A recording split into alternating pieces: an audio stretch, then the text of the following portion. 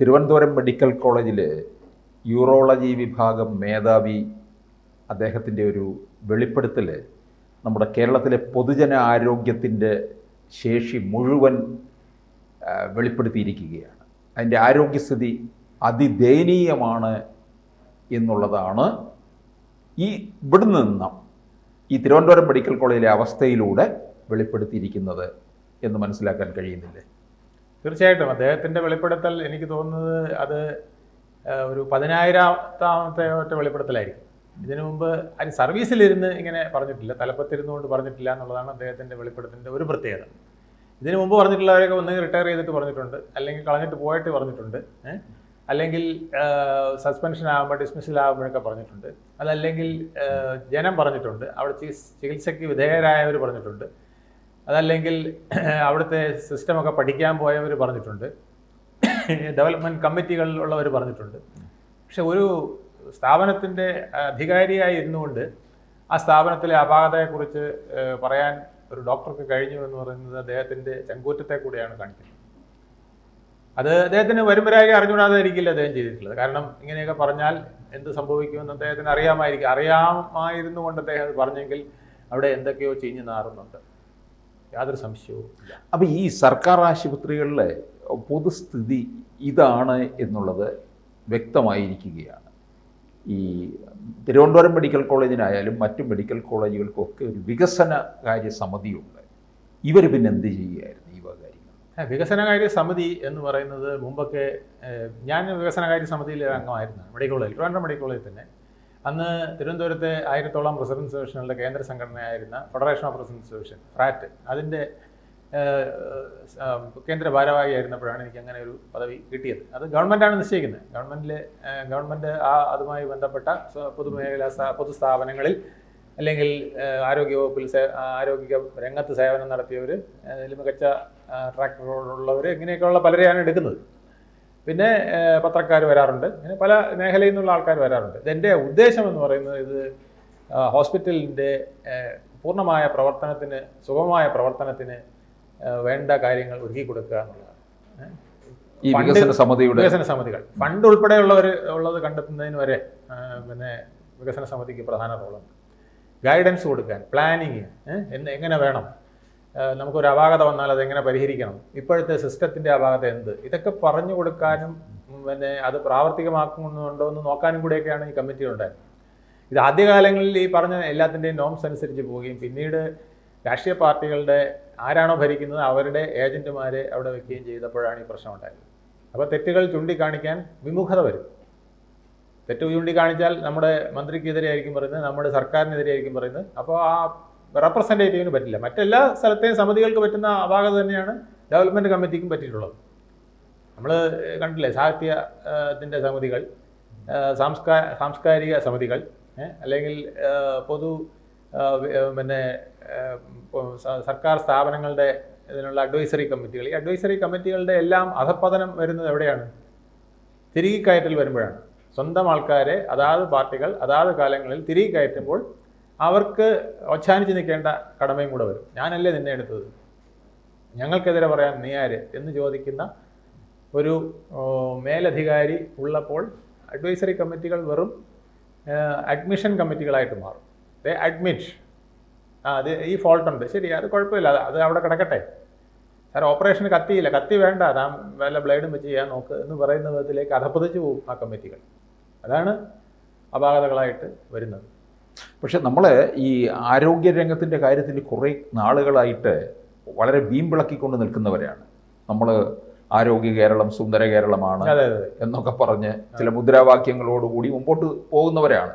എന്നിട്ടാണ് ഇപ്പോൾ ഈ ഡോക്ടർ ഈ വെളിപ്പെടുത്തിയ കാര്യം ഈ നമ്മുടെ ഗവൺമെൻറ് ആശുപത്രികളുടെയും മെഡിക്കൽ കോളേജിൻ്റെയും കാര്യത്തിൽ അത് ശരിയാണ് എന്ന് തോന്നുന്നില്ലേ പൂർണ്ണമായിട്ടും? അല്ലെങ്കിൽ താങ്കൾ പനിയാണെന്ന് പറഞ്ഞ് ഒന്ന് മെഡിക്കൽ കോളേജിൽ പോയിട്ട് വരുമ്പോൾ താങ്കൾക്ക് ബോധ്യമാവും. അവിടെ നിന്ന് OP ടിക്കറ്റ് എടുത്ത് ക്യൂ നിന്ന് അവിടെ ഡോക്ടറെ കണ്ട് ട്രീറ്റ്മെൻറ്റിന് വരുമ്പോൾ നിങ്ങൾക്ക് മനസ്സിലാവും ഈ പറഞ്ഞത് ശരിയാണോ തെറ്റാണോ. ആരെയും നിങ്ങൾ വിശ്വസിക്കേണ്ട. നിങ്ങളൊരു OP ടിക്കറ്റ് വാങ്ങിക്കുക, ക്യൂവിൽ നിൽക്കുക, പോവുക, ഡോക്ടറെ കാണുക, ചികിത്സ തേടുക, അപ്പോൾ മനസ്സിലാവും സിസ്റ്റം കറക്റ്റാണോ അല്ലയോ. ഇത് നമ്മൾ പറഞ്ഞറിയിക്കേണ്ട കാര്യമല്ലല്ലോ. ഇതൊക്കെ വെറുതെ വീമ്പിളക്കിക്കൊണ്ട് കാര്യമില്ല. അവിടെ നിന്ന് ഇറങ്ങി വരുന്ന 10 പേഷ്യൻസിൻ്റെ ബൈസ്റ്റാൻഡർ അടുത്ത് നിങ്ങൾ ചോദിച്ചു നോക്ക്, ഈ ക്യാമറയും കൊണ്ട് പോയി ചോദിച്ചു നോക്ക്, അപ്പോൾ അറിയാം അതിൻ്റെ സത്യം. ഈ ഡോക്ടർ പറഞ്ഞതിനേക്കാൾ ഗുരുതരമായ പ്രശ്നങ്ങൾ അവിടെ ഉള്ളതായിട്ട് നിങ്ങൾക്ക് കാണാൻ കഴിയും. പക്ഷേ പ്രശ്നങ്ങളെ മൂടി വയ്ക്കുക എന്നുള്ളതാണ് നമ്മുടെ ആധുനിക അഡ്മിനിസ്ട്രേഷൻ്റെ ശൈലി എന്ന് പല ജനാധിപത്യ സർക്കാരുകളും ധരിച്ചു വെച്ചിട്ടുണ്ട്. അവിടെയാണ് കുഴപ്പം. നമ്മുടെ സർക്കാർ അതിന് വിദഗ്ധരുമാണ്. സ്റ്റാറ്റിസ്റ്റിക്സുകൾ വെച്ചിട്ട് താങ്കൾ പറഞ്ഞില്ലേ ഒന്നാമതാണോ എന്ന് ചോദിച്ചത്, ഒന്നാമതാണ്.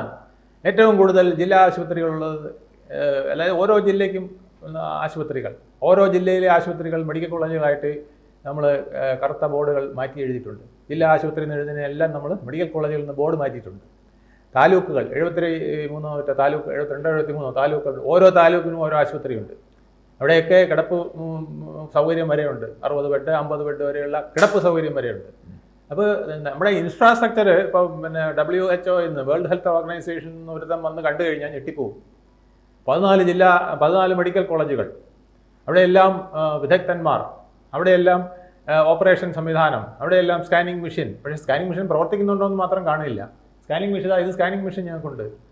ഓക്കെ, നിങ്ങൾക്ക് എക്സ്റേ അവിടെ ഇരിക്കുന്നു, അത് ശരി, അതും ടിക്ക്, എല്ലാം ടിക്കിട്ടുകൊണ്ട് പോയിട്ടാണ് പിന്നെ അവസാനം അപ്പോൾ നിങ്ങൾക്ക് എത്ര ജില്ലാ ആശുപത്രികളുണ്ട്? ഞങ്ങൾക്ക് 14 ജില്ലാ ആശുപത്രികൾ. 14 ജില്ലാ ആശുപത്രികൾ അത് മെഡിക്കൽ കോളേജാണ് സാർ. ഉടനെ അവിടെ ടിക്ക്, മെഡിക്കൽ കോളേജ്, എല്ലാം ഗംഭീരം. മെഡിക്കൽ കോളേജ് എന്ന് പറയുമ്പോൾ അവർ കാണുന്നത് മെഡിക്കൽ കോളേജിൻ്റെ ഒരു നിലവാരമാണ്, മനസ്സിലായില്ലേ? ഇവിടെ നമ്മൾ ബോർഡ് ചുരണ്ടി ജില്ലാ ആശുപത്രി മാത്രമാക്കി വെച്ചിരിക്കുകയാണെന്നുള്ള ഈ പാവങ്ങൾ അറിയുന്നില്ല. ഇവർ 10 മിനിറ്റത്തേക്ക് വരുന്നതല്ലേ, എല്ലാം ടിക്കിടാൻ വരുന്നതാണ്, അല്ലെങ്കിൽ ഇൻറ്റു ഇടാൻ വരുന്നതാണ്. അപ്പോൾ ഇൻറ്റു ഇടാനൊന്നുമില്ല, എല്ലാം ടിക്കാ. പിന്നെ താലൂക്ക് അയ്യോ 73 താലൂക്കിന് 73 ആശുപത്രിയോ, ഭയങ്കരം. ഇന്ത്യയിൽ ഇതുവരെ ഞങ്ങൾ കണ്ടിട്ടില്ല. ടിക്ക്, വീണ്ടും കേരളത്തിന് ടിക്ക്. അങ്ങനെ ടിക്ക് വന്ന് കേരളം ഒന്നാമത്. എല്ലാത്തിലും ഇത് തന്നെയാണ്. നമ്മൾ വിദ്യാഭ്യാസത്തിൽ ഒന്നാമത്. പക്ഷേ SLC പാസ്സായവൻ്റെ അടുത്ത് അച്ഛൻ്റെ പേര് എഴുതാൻ പറഞ്ഞാൽ അയലോക്കാരൻ്റെ പേര് എഴുതിക്കും. കാരണം അവൻ്റെ കുഴപ്പമല്ല, അക്ഷരം തെറ്റുകൊണ്ട് വരുന്നതാണ്. ഗോപി എന്ന് എഴുതുമ്പോൾ ഗോപൻ എന്നായി പോകും. ഗോവ അപ്പുറത്തെ വീട്ടിലുള്ളവനാണ്, അവൻ്റെ അച്ഛൻ ഗോപിയാണ്. പക്ഷേ അക്ഷരം അറിഞ്ഞൂടെ എന്ത് ചെയ്യാൻ പറ്റും? അതിനെ ആരും ചോദ്യം ചെയ്യുന്നില്ല. നമ്മൾ 10ാം ക്ലാസ്സിൽ എത്ര കുട്ടികൾ പാസ്സായി എന്നുള്ളതാണ്. അപ്പോൾ അവർ ടിക്കിടുമ്പം 99.99% പാസ്സായി, ഇന്ത്യയിലെ 1ാം നമ്പർ ടിക്ക്. ഇങ്ങനെ എല്ലാ രംഗത്തും ടിക്കുകളാണ് നമുക്ക് വീഴുന്നത്. അപ്പോൾ ഈ ടിക്ക് ഇതുപോലെ തന്നെയാണ് നമ്മുടെ പൊതുവിതരണത്തിൻ്റെ കാര്യം എടുക്കുമ്പം അതെ, പ്രാദേശിക തലത്തിൽ റേഷൻ കടയ്ക്ക് സമാന്തരം റേഷൻ കടകളെല്ലാം 500 വീടിനും 1000 വീടിനും ഒരു റേഷൻ കട. ഇതിന് പുറമെ ഓരോ താലൂക്കിലും സിവിൽ സപ്ലൈസിൻ്റെ പ്രത്യേക സാധനങ്ങൾ അല്ലേ? അവിടെ ചെല്ലുമ്പോൾ അരിയില്ല പയറില്ല എന്നുള്ളത് നമ്മളല്ലേ അറിയുന്നുള്ളൂ. ടിക്ക് വീഴുന്നുണ്ട്. ഈ ടിക്കുകളാണ് നമ്മളെ ട്രിക്കുകളാക്കി നമ്മളെ ഒന്നാമതാക്കുന്നത്. ഈ സത്യം പലരും പറയാറില്ല. അതാണ് പ്രശ്നം. ഞാൻ ജനങ്ങളുമായിട്ട് ഇടപഴകിയ ആളാണ്. ഞാൻ 5000-ഓളം റെസിഡൻസ് അസോസിയേഷനുകൾ കേരളത്തിൽ രൂപീകരിച്ച് അതിൻ്റെ തലപ്പത്ത് 10-20 വർഷം ഇരുന്ന ആളാണ്. ഇപ്പോഴും അതിൻ്റെ ഒരു ഭാരവാഹിത്വമുണ്ട്, മനസ്സിലായില്ലേ? സംസ്ഥാന ലെവലിലുള്ളത്. ഈ മെഡിക്കൽ കോളേജ് നമുക്കൊരു അതിൽ മനസ്സിലാക്കേണ്ട ഒരു കാര്യം, ഈ ജനങ്ങളുമായിട്ട് ഇടപെടുമ്പോഴാണ് നമുക്ക് ഈ പ്രശ്നങ്ങൾ മനസ്സിലാകുന്നത്. അരിയില്ല എന്ന് പറയാൻ പാടില്ല, മെഡിക്കൽ കോളേജിൽ പഞ്ഞിയില്ല എന്നോ മരുന്നില്ലെന്നോ പറയാൻ പാടില്ല. പറഞ്ഞാൽ നിങ്ങൾക്ക് അടി കിട്ടും. മറ്റേ സാധനം എടുത്ത് കാണിക്കും. WHO സാധനം കണ്ടോടാ, നീ വിമർശിക്കാൻ വന്നിരിക്കുന്നത്. WHO എത്ര ടിക്കായിട്ടിരിക്കുന്നത്, ഇന്ത്യയിൽ ഒന്നാമതെന്ന് പറയുകയാണ് എന്ന് പറഞ്ഞ് നമ്മളെ അടിച്ചുകളയും. അടി കൊണ്ട് ഓടാനേ നമുക്ക് പറ്റുള്ളൂ. ഈ മെഡിക്കൽ കോളേജിൻ്റെ വാർഡുകളിൽ കട്ടിലിൽ മാത്രമല്ല, കട്ടിലിനടിയിലും ശുചീകരണ മുറിയുടെ ഭാഗത്തും വരെയാണ് രോഗികളെ കിടത്തിയിരിക്കുന്ന കാഴ്ച നമ്മൾ കണ്ടിട്ടുണ്ട്. തീർച്ചയായിട്ടും. കാരണം അവിടെ യാതൊരു റെസ്ട്രിക്ഷനും ഇല്ലല്ലോ. ഒന്നാമത് റഫറലാണെങ്കിൽ റഫറലായിരിക്കണം, മറ്റുള്ളവരെ ജില്ലാ ആശുപത്രിയിൽ കൊണ്ട്. ഇത് യൂറോപ്യൻ ഒരു കൺസെപ്റ്റ് ഉണ്ട്. അതായത് ലോക്കൽ ഹോസ്പിറ്റൽ, ലോക്കൽ സ്കൂള്, ഇതൊക്കെ പ്രധാനമാണ്. നിങ്ങൾ ഒരു കുട്ടിയെ സിറ്റിയിലെ ഉന്നതമായ സർക്കാരിൻ്റെ സ്കൂളോ സർക്കാരിൻ്റെ കോളേജോ ആവട്ടെ, അവിടെ കൊണ്ടുവന്ന് അഡ്മിഷൻ ചോദിക്കുമ്പം ആദ്യം പ്രിൻസിപ്പൾ ചോദിക്കുന്നത് എന്താണെന്നറിയാമോ? നിങ്ങളുടെ അവിടെ ഒരു ലോക്കൽ സ്കൂളില്ലേ? അതുകൊണ്ട് സാർ, ഡിസ്മിസ്ഡ്, നിങ്ങൾ ആപ്ലിക്കേഷനെ റിജക്റ്റഡ്. എന്താ കാര്യം? നിങ്ങൾ ലോക്കൽ സ്കൂളിലാണ് ആ കുട്ടിയെ ചേർക്കേണ്ടത്. നിങ്ങൾ ചീഫ് സെക്രട്ടറി ആണെങ്കിലും നിങ്ങളുടെ കുഞ്ഞിനെ നിങ്ങൾ താമസിക്കുന്നതിൻ്റെ അടുത്തുള്ള ഗവൺമെൻറ് സ്കൂളിലാണ് നിങ്ങൾ ചേർക്കേണ്ടത്. അല്ലാതെ നിങ്ങളെ ഇവിടുത്തെ കോട്ടൺ ഹിൽ സ്കൂളിലോ അല്ലെങ്കിൽ SME സ്കൂളിലോ മോഡൽ സ്കൂളിലോ ചേർക്കാൻ നിങ്ങൾക്ക് പറ്റില്ല. നിങ്ങളുടെ വീട് കാഞ്ഞിരംപാറയാണെങ്കിൽ അല്ലെങ്കിൽ അരുവിക്കരയാണെങ്കിൽ അരുവിക്കരയിൽ ഒരു സ്കൂളുണ്ടോ? അവിടെയാണ് നിങ്ങൾ പോകേണ്ടത്. ഇതാണ് യൂറോപ്യൻ കൺസെപ്റ്റ്. അതായത് ലോക്കലൈസേഷൻ വളരെ ഇമ്പോർട്ടൻ്റ് ആണ്. ജപ്പാനിലൊക്കെ വളരെ നിർബന്ധമാണ്. നിങ്ങൾക്ക് അത് കടന്നു വരാൻ ഒക്കില്ല. അതുപോലെ നിങ്ങൾക്ക് അസുഖം ആദ്യം നിങ്ങൾ ലോക്കൽ ഹോസ്പിറ്റലിൽ പോകണം. ഹോസ്പിറ്റലിൽ നിന്ന് റെഫർ ചെയ്താലേ നിങ്ങൾക്ക് ഈ ഹോസ്പിറ്റലിൽ വരാൻ പറ്റുള്ളൂ. ഇവിടെ കട്ടിലിൻ്റെ അടി മാത്രമല്ല, വരാന്തയിലും വരെ ഉണ്ട്. നമുക്ക് വരാന്തയിൽ കൂടെ പോകാൻ പറ്റില്ലല്ലോ. വരാന്തയിൽ വരെ പേഷ്യൻസ് കിടക്കുകയാണ്. ഞാൻ ഒരു കാര്യം കൂടെ പറഞ്ഞു കൊടുത്താൽ, ഞാൻ പ്ലാനിംഗ് ബോർഡ് വൈസ് ചെയർമാൻ്റെ സ്പെഷ്യൽ പ്രൈസ് സെക്രട്ടറി ആയിരുന്നു. ആ കാലത്ത് തിരുവനന്തപുരം മെഡിക്കൽ കോളേജിൽ പ്രിൻസിപ്പളായ ഒരാൾ, ഒരു ചെറുപ്പക്കാരൻ ഓടി വന്ന് എന്നോട് പറഞ്ഞു, എനിക്ക് വൈസ് ചാൻസലറെ കാണണം. ഞാൻ എന്തിനാണ്?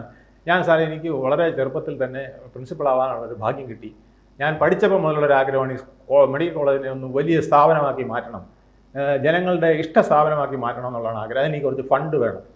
വളരെ കേന്ദ്ര ക്യാബിനറ്റ് സെക്രട്ടറി ആയിരുന്ന കെ എം ചന്ദ്രശേഖരൻ സാറായിരുന്നു പ്ലാനിംഗ് ബോർഡിൻ്റെ വൈസ് ചെയർമാൻ. അദ്ദേഹം വളരെ ദയാലുവായ ഒരു മനുഷ്യനാണ്. അദ്ദേഹത്തിൻ്റെ താല്പര്യവും ഇനിഷ്യേറ്റീവും കണ്ടുകൊണ്ടാണ് ശരി സമ്മതിച്ചിരിക്കുന്നു, സ്പെഷ്യൽ ഫണ്ട് നിങ്ങൾക്ക് അനുവദിക്കുന്നതാണ്. 2 വർഷം കഴിഞ്ഞ് ഗവൺമെൻറ്റും എല്ലാം മാറി, ഇതെല്ലാം പോയി കഴിഞ്ഞ ഒരു തവണ ഞാൻ ആ ഡോക്ടറെ പ്രിൻസിപ്പളിനെ കണ്ട് ചോദിച്ചപ്പം അദ്ദേഹം പറഞ്ഞത്, തൊഴുന്നു ഞാൻ, പറ്റില്ല സാർ, അവിടെ നമ്മൾ ഉദ്ദേശിക്കുന്ന പോലെ കാര്യങ്ങൾ ചെയ്യാൻ പറ്റില്ല. ഒരു സ്വീപ്പറിനോട് ഇവിടെ തൂക്കരുത് അവിടെ തൂക്കണം എന്ന് പറഞ്ഞാൽ, സാർ ഞാനിപ്പോൾ ഇവിടെ തൂക്കും, അത് കഴിഞ്ഞിട്ട് സാറ് പറഞ്ഞിട്ട് തൂക്കാം. ഇതൊക്കെ ഞാൻ വർഷങ്ങളായിട്ട് ചെയ്തുകൊണ്ടിരിക്കുന്നത്, സാർ പോയി പണി നോക്കാൻ പറയുന്നത്. ഇത് സ്വീപ്പറുടെ കാര്യം മാത്രമല്ല, ഇത് മുഴുവൻ രംഗത്തും ഇതുപോലെ ആയിരിക്കും. നമ്മൾ ട്രേഡ് യൂണിയനിസമാണ് നമുക്ക് പ്രധാനം. ഡോക്ടർമാർക്ക് പോലും ഒരു ഹോസ്പിറ്റലിൻ്റെ എല്ലാ കാര്യങ്ങളും തീരുമാനിക്കേണ്ടത് അവിടുത്തെ ഡോക്ടറായിരിക്കണം. അവിടുത്തെ ഏത് ഡോക്ടർക്ക് അതിനുള്ള വോയിസ് ഉണ്ട്?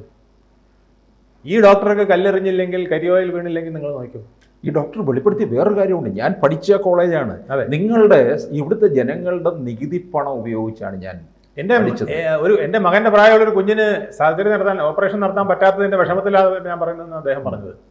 അപ്പോൾ എനിക്ക് ഇവരോട് നീതി കാട്ടില്ല, പിന്നെ ഞാൻ എന്തിനാണ് ജീവിച്ചിരിക്കുന്നത് എന്നാണ് ചോദിച്ചിരിക്കുന്നത്. അങ്ങനെ മനുഷ്യത്വമുള്ള അപൂർവം ചിലരുണ്ട് എന്ന് ഞാൻ വിശ്വസിക്കുന്നു. അദ്ദേഹം അങ്ങനത്തെ ഒരാളാണ്, കപട ചിന്താഗതിക്കാരനല്ല എന്ന് പ്രഥമ ദൃഷ്ടിയാ എനിക്ക് തോന്നുന്നു. ഇനി അദ്ദേഹത്തിൻ്റെ ചരിത്രം ഭൂമിശാസ്ത്രവും പരിച്ചു നോക്കിയാലേ അറിയാമുള്ളൂ. പക്ഷേ എനിക്ക് തോന്നുന്നത് അദ്ദേഹം സഹികെട്ട് വെളിപ്പെടുത്തിയതാണ്. തട്ടുന്നെങ്കിൽ തട്ടിക്കോട്ടെ, ഞാൻ എവിടെയെങ്കിലും പൊക്കോളാം എന്ന് വിചാരിച്ചിട്ട്. പിന്നെ സർവീസായി കാണും, 20 വർഷം സർവീസ് കഴിഞ്ഞാൽ പെൻഷനൊക്കെ കിട്ടും, അല്ലെങ്കിൽ ഇപ്പോൾ തന്നില്ലെങ്കിൽ പിന്നെ കോടതി പോയെങ്കിലും വാങ്ങിക്കാമെന്നൊക്കെ അദ്ദേഹം വിചാരിച്ച് കാണും. എന്നിട്ട് വേറെ എവിടെയെങ്കിലും പോയി സേവിക്കാം ഇനിയുള്ള കാലമെങ്കിലും എന്നൊരു തിരിച്ചറിവാണോ എന്ന് ഞാൻ സംശയിക്കുകയാണ് ആ ഡോക്ടറെ സംബന്ധിച്ചിടത്തോളം. അദ്ദേഹത്തെ പോലുള്ള ഡോക്ടർ വേണം നിശ്ചയിക്കാനെന്നേ, വേറെ ആരും നിശ്ചയിക്കാൻ പാടില്ല. ഒരു ഹോസ്പിറ്റലിൻ്റെ പ്രവർത്തനം സുഗമമായി പോകുന്നതിന് ഡോക്ടേഴ്സിൻ്റെ ഒരു കമ്മിറ്റിയാണ് നിശ്ചയിക്കേണ്ടത്. അവരെ സപ്പോർട്ട് ചെയ്യാം ഡെവലപ്മെൻറ്റ് കമ്മിറ്റി, മറ്റ് കമ്മിറ്റിയും, സംസ്ഥാനത്തു നിന്നുള്ളവനും കേന്ദ്രത്തിൽ നിന്നുള്ളവനും എല്ലാവരും വരാം, ജില്ലയിലെ അധികാരിയൊക്കെ വരാം. പക്ഷേ ഫസ്റ്റ് ആൻഡ് ലാസ്റ്റ് വേർഡ് ആ ഡോക്ടറുടേതായിരിക്കും.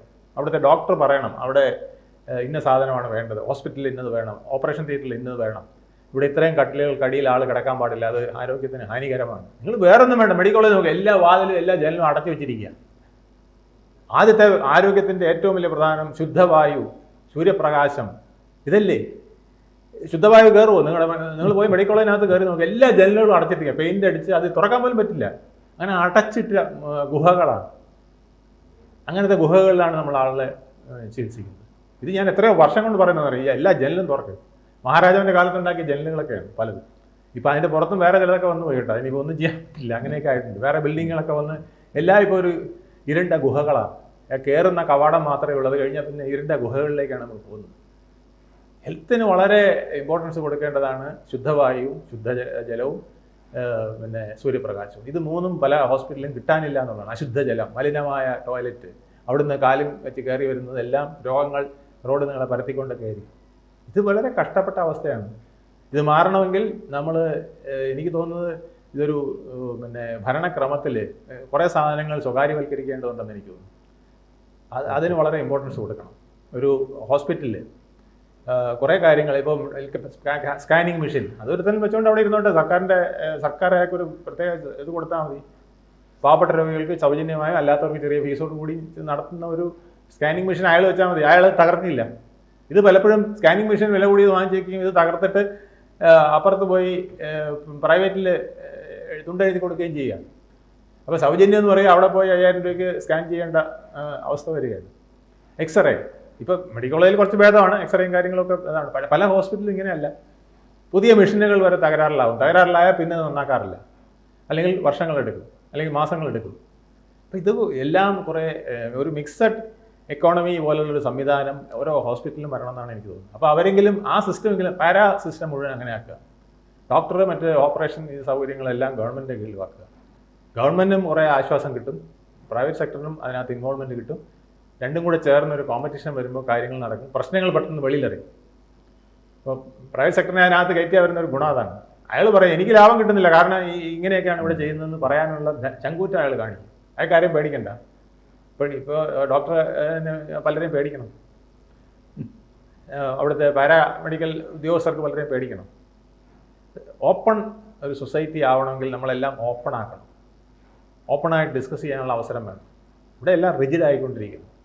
ആ റിജിഡിറ്റി ജനാധിപത്യത്തിൽ പറഞ്ഞിട്ടില്ലാത്തതാണ്, പക്ഷെ അതാണ് നമ്മൾ ഫോളോ ചെയ്യുന്നത്. അതാണ് നമ്മുടെ കുഴപ്പം. കൂടുതൽ വാർത്തകളും വിശേഷങ്ങളും നിങ്ങളിലേക്ക് എത്താൻ ABC മലയാളം സബ്സ്ക്രൈബ് ചെയ്യുക, ബെൽ ബട്ടണും അമർത്തുക.